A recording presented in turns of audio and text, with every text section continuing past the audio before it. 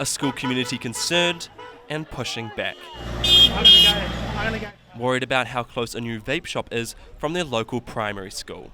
My son, I got 2, and they walk to school every morning and evening, and they're already having troubles with being peered into vaping at school, let alone having it advertised in their face every morning and evening. So I'm just here as a member of the community, as a parent, just to protest against it. Everyone's got their own choice. It's, adults can choose to have a smoke, but just the location of it, right next to where we wait for our kids, it's just too much. It's too close. The shop is sitting up effectively on the doorstep of Parakai School, which is a primary school for children up to year 8 or 12 years old. New rules for vape shops come into effect today, banning disposable vapes, which are popular for young people. New shops will also be unable to open within 300 metres of schools and marae. But some, like the one here in Parakai, have already been given the go-ahead to open.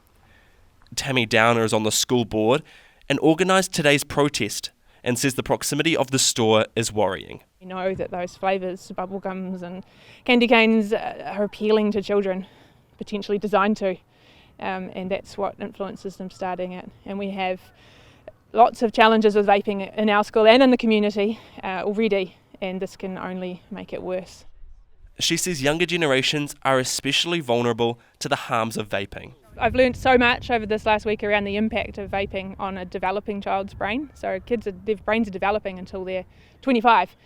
But vaping and the nicotine that comes along with it is way more sensitive to their brains than even in adults. And the nicotine impacts how their brain's developing basically, and impacts things like learning, their attention, their memory, all of those things which are affecting how they're able to learn at school.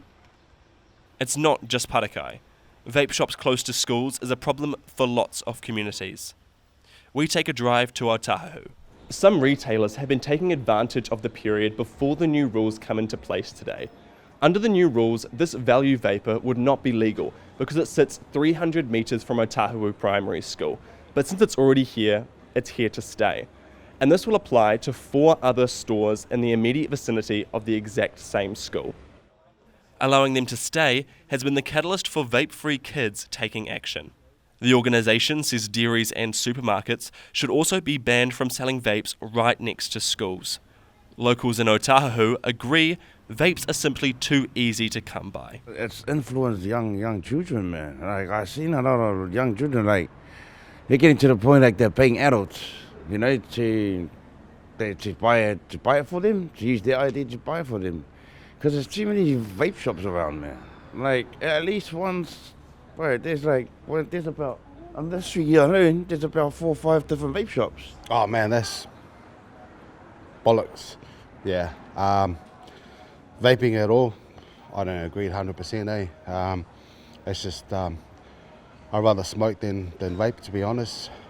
It's ruined the community, busting the young ones as well. Like, you got like 12-year-olds now. I see it around here in Otahu and Papatoi and out in Manukau, vaping. So yeah, I think vaping just cut it. Peer pressure. That's what you get some smoke. It's like drinking back in the old days.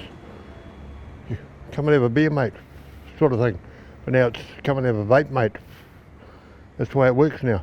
Yeah, I do. Yeah, but then so I was smoking. So I was, smoking cigarettes, weed, it's going to be an issue anyway. Vape-Free Kids New Zealand will present petitions to Parliament in the next few weeks, calling for loopholes to be closed and laws be tightened around the selling of vapes. It hopes that will eventually stop the selling of vapes around schools like this one.